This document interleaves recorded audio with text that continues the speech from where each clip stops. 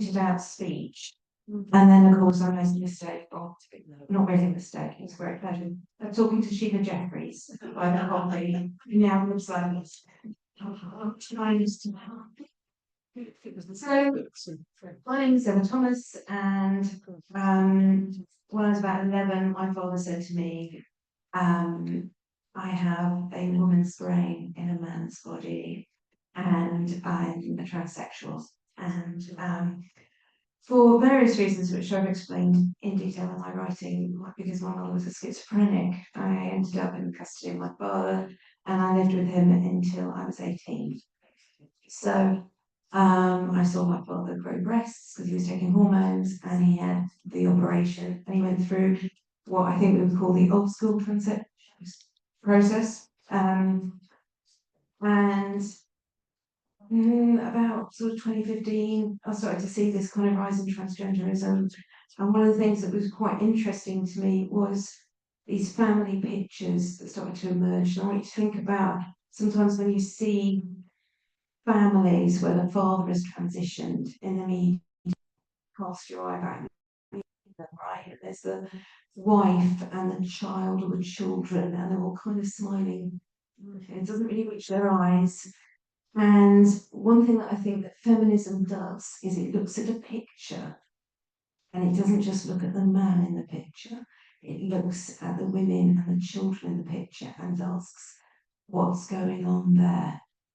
And that was something that I thought was really interesting. And I felt my contribution to this whole kind of transgenderism thing could be talking about the fact that I knew my father. I spent many, many years listening to my father drone on about what an amazing person he was, and how great clothes were, and what kind of makeup, and all that kind of stuff. And my dad's friends, which he met through SHARP, the Self-Help Association for Transsexuals, they sort of wrote to me, and he wrote to them, and they met up a lot, and they talked about clothes and how great clothes were and how great makeup was and what shoes were fantastic and all those kind of things. And I just sort of felt that I had observed, this is going on, that I had observed really one, that they never thought they were actually women.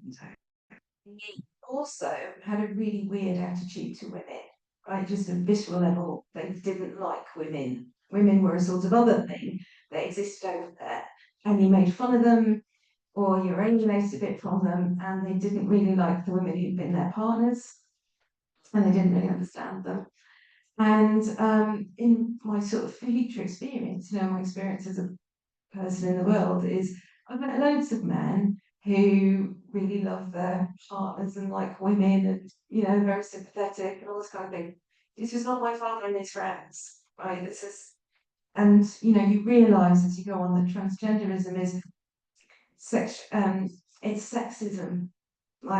It's just purely about sexism, and it's an idea that being a woman is about clothes. Right, clothes are very, very important. And I was telling Sheila, I've spoken about this before, that I had a massive eating disorder in my teens, and I was very, very big. And my dad sat me down one day and he said, Emma, you're so fat that no man will ever want to have sex with you. And I have to say, teenage me was thinking, results. Fantastic. But about my dad and how he saw women. His favourite song was Killer Queen by Queen. The idea that you had clothes and you were seductive and you were sexually attractive and things like that. And I was not that. I was just this sort of lump of a girl, really miserable. And you can see him thinking, you're not fuckable. And what being a woman is fuckable. So you're failing. You already failed as a teenager, as a woman. And I think one of the things as an adult is feminism is what informs you that you are a human being, right? And transgenderism is it that informs you that you are clothes and makeup. And if you're not doing it properly, you're not womaning properly. And if you've ever seen like trans activists talking about women who look like me, I'm a waste.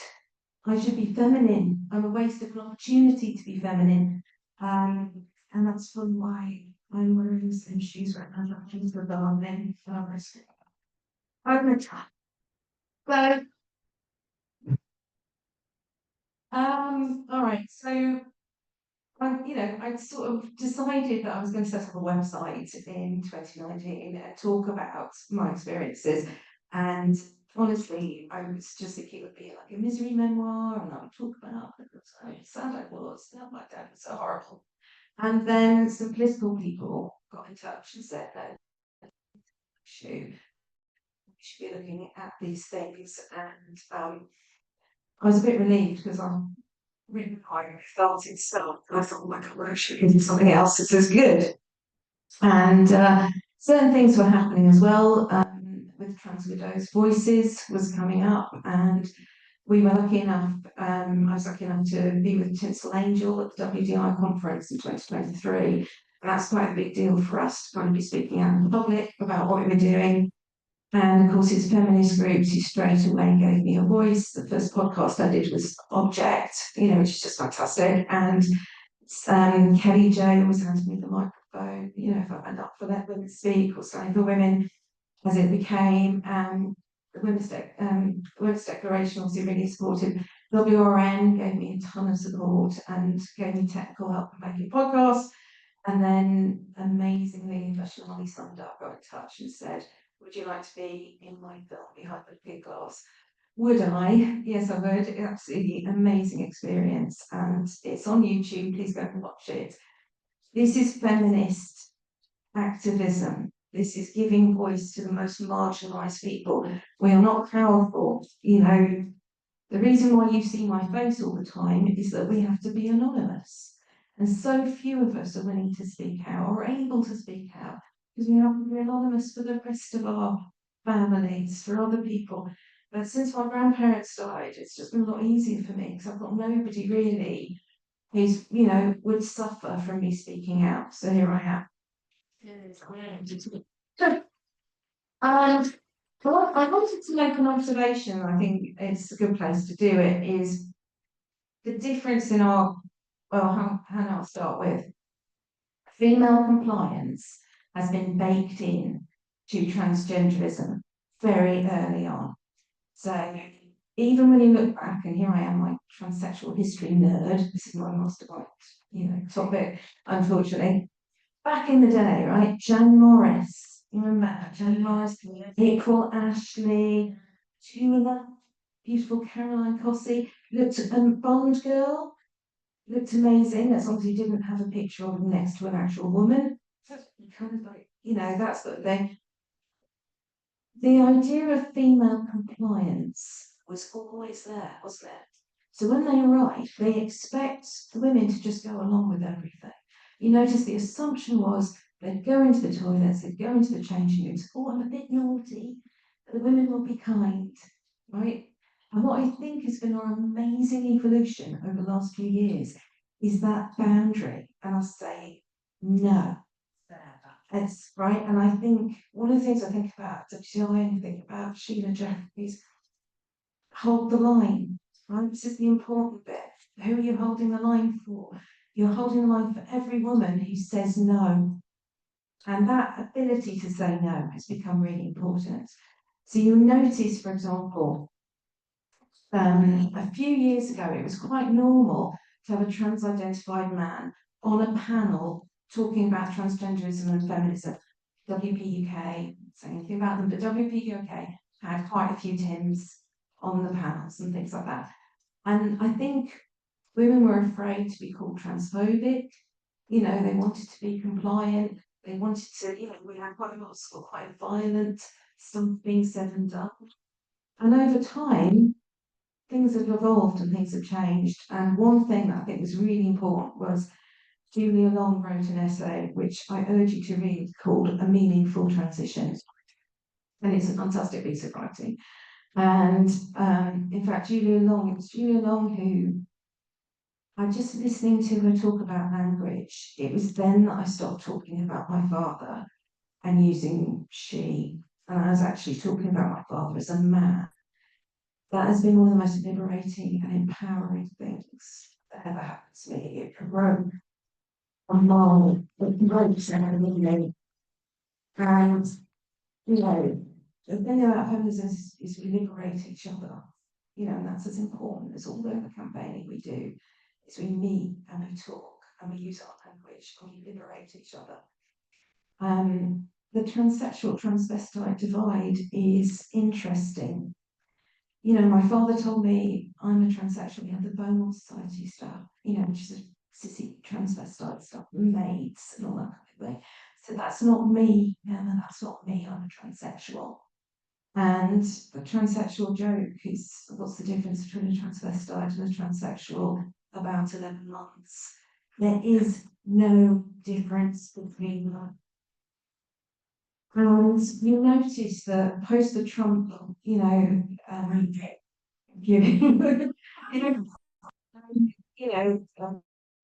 Supreme Court judgment, things like that, you've seen the transsexuals coming back, and they're like, no, we want in because we're transsexuals, and that we've got the certificates, and we've got the badges, and we've made an effort, and made much more an effort. Look, every time you see a guy, he's like trying to defend them. He's like, who would go through that effort? Who would take all those hormones and things like that? And you think, you're thinking that because to you, being a woman is humiliating. So you're thinking, why? Why would a man want to humiliate himself and be like a woman? And I think, I know, because it's sexual and they get off on being humiliated. There you go. All right, so I want to talk just briefly about my campaigning. I do appreciate following the Supreme Court clarification. A lot of people have been thinking, like, well, I've won something now. And if your focus was the EA or your focus was free speech and things like that, it's very possible that you think my work is done, right? I've been focused on this, I can go on. But of course, for the women in this room, the fight is a feminist fight. It carries on, right? It's much more important. And for children of transitioners, it's like it's a little bit, I'm really, really pleased about that judgment. But, as Tanya was saying, it doesn't go anywhere towards safeguarding. The ending of sex falsification and restoring safeguarding is so vital, isn't it? And so the two things that we've been working on after I stopped moaning about my dad, but there are many, many podcasts you can listen to in which I moan about my dad.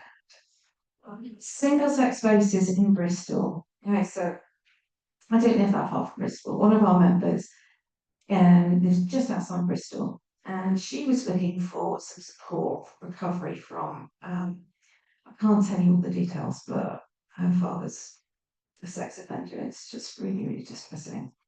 So she had kind of adult trauma, and she's actually in a kind of police protection from him. So she really, really wanted some help. And she wanted it to be single sex. She couldn't afford for a man to be there, for certainly a trans-identified man to be in any of the kind of groups that she wanted to be in. So she went to every organisation in Bristol that provided single sex or said it provided women's counselling help for domestic violence and rape. And she said, I'd really like some single sex help. And they said, we're for women. Here's our trans inclusive policy. It's on our website. And she kind of pushed and she said, oh, I really, really want it. And they said, try London. And they said, if you want that, then you're a problem. You're transphobic and we don't want you attending any of our groups. Now, we got annoyed about that, so we I sort of have this thing. Helen Joyce said a thing once that she said, I thought it would be enough to say they're castrating gay children. And everyone would go, that's awful, let's stop doing that. And there's a sort of point where you're kind of pointing at something and saying, look at it, it's really, really bad. And everyone's going, yeah, whatever. And so this has been our experience. This is what we did. We have written to just about everyone. We wrote to all of those organisations. We wrote to MPs. We wrote to just about everyone. I can't tell you how much effort actually WRN Somerset has put into talking to Avon Police and Crimes Commissioner. We managed to get coverage in the Telegraph. The WRN helped me get on Radio Bristol and at least mention it. We took it to Reem Al-Salom at the United Nations, and she asked us to be part of the meeting. This is like, and this is across the country, we're in breach of international agreements, but nobody cares. Nobody's doing anything. All of these organisations are connected. We've gone back to them. We said, Supreme Court judgment, now can you? And they've said, no, we're still trans inclusive. So there you go. Try London. That's it. We're trying to pursue it. We've gone to everyone. We've gone to the United Nations. Comes a point like, who do I go to now? Who do I go to after this? This is our ongoing battle, isn't it? But this is everywhere. So you're not, as a child of a trans person, I'm not going into something now that's about the sex offending. You're not protected from sex offences. And also, you have nowhere to go when that offence has happened. You have nowhere to go for help afterwards. And we talked about schools, right, which are completely captured, the NHS completely captured, and the police just about turning around and being completely captured. Where do you go? And how bad does it get? Well, the other campaign we did is about, let's call it lactophilia, kind of chest feeding, breastfeeding, what is it? I was going to get a picture put up, but last time I did that, people cried, so let's not do that. It was our freedom of information. We do manic freedom of information. They do lots of freedom of information requests. And it was our freedom of information request to Sussex NHS Trust that made it into the international press. Sadly, with misleading headlines that the NHS had said it was safe for men to engage in lactophilia. Yes, sorry, that was us. You may recall the case of Mika, Tim, a prominent union activist who was featured on an ITV news broadcast about water aids. He was a busy mum, he said. I'm a busy mum and worried about water aids. Bizarrely. He was washing a breast pump and also what appeared to be one pair of pants. And we thought, well, that's wasteful. There you go. Anyway, subsequently, because he'd already riled the feminists, right, he got Mumsnet interested. So he shared a photograph of himself with a baby attached to his nipple and a big Jeepers Delight smile like, you can't stop me. Now, this had got us interested in this, and we realised that this was actually a thing, that men wanted to do this. And when we asked Sussex NHS Trust, they said this is perfectly healthy for the baby. And here is some scientific evidence, which fortunately, lots of women who could read those scientific papers had looked at it and said, that's not what it says. It says that if you're in a lesbian relationship and the other woman wants to help with the feeding, she can take a small dose of domperidone and it will bring on milk for her. It doesn't say that a man can take huge doses of domperidone and start feeding a baby. It won't work. And domperidone can actually stop a human heart. So, and it's there in the breast milk. Yeah, so go kill your baby. We'll help you, said the NHS. Anyway, it wasn't just Sussex. Policies were copied across the NHS, and the LGBT Rainbow Badges scheme made sure that hospital trusts were pressured to be as trans-affirming as possible.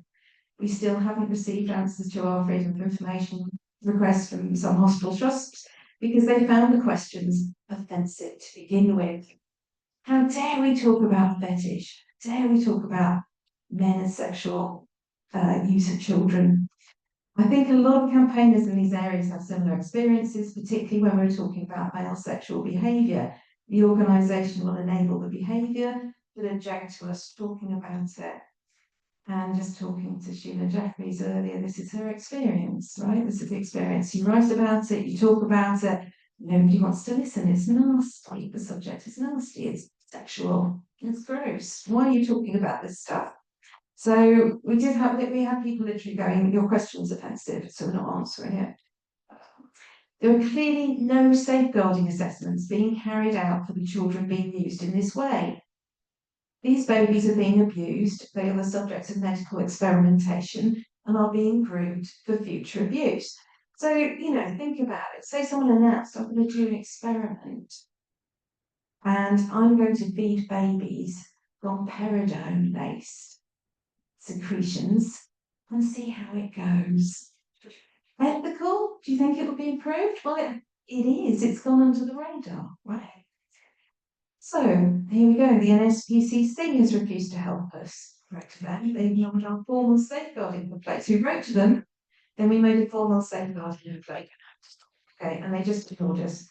The Charity Commission ignored our complaint about the NSPCC, ignoring our complaint. Social Work England said in the Rachel Mead case it is offensive and discriminatory to raise safeguarding concerns about trans people with sexual offences. So that's transphobic.